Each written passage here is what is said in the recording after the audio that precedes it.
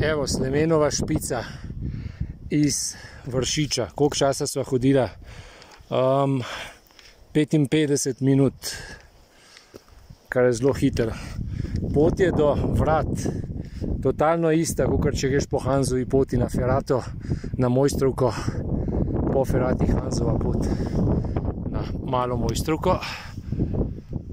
Pa zaviješ desno in pa v bistvu skoraj samo še navzdol, razen tik pred vrhom, kjer je malenkosten vzponček.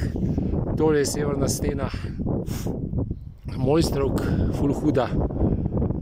Je pa Mojstrovka vsa v megli, tako da ni glih razgled. Tle je pa kar sonce, tako da tam naprej so kaj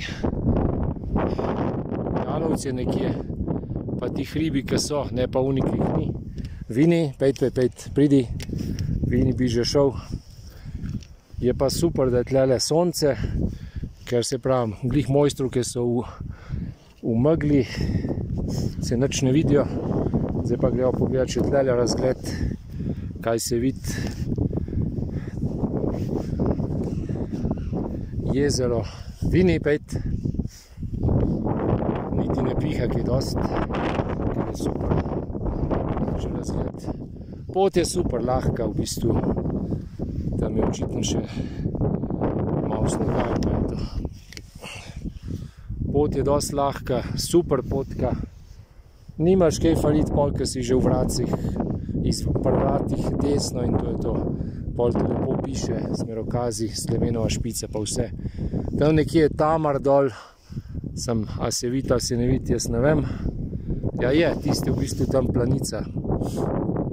Ja, tisto skakalnice, sam tukaj se ne vidi, ampak tist hrib tamle velikanka gor, se pravi tamle Ciprnik nekje, ali pa tam nekje pač.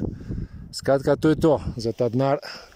Super izletek, v bistvu je primeren za vse letne čase, tudi po zim se da prijeti brez problemov, samo pač mogoče problem prijeti na sam Vršič, če je zaprt prelaz, ampak sicer pa super. Poglejte ta razgled, ha? To so Mojstrovke, jupi, a ne Vini, tralalala. Ne bomo peli, jaz ne znam. Se pravi, tamle pridemo, edin vzponček proti vrhu in to je to. Se pravi, dolina Tamar, planica, kraljica itd. Tralala. To je to.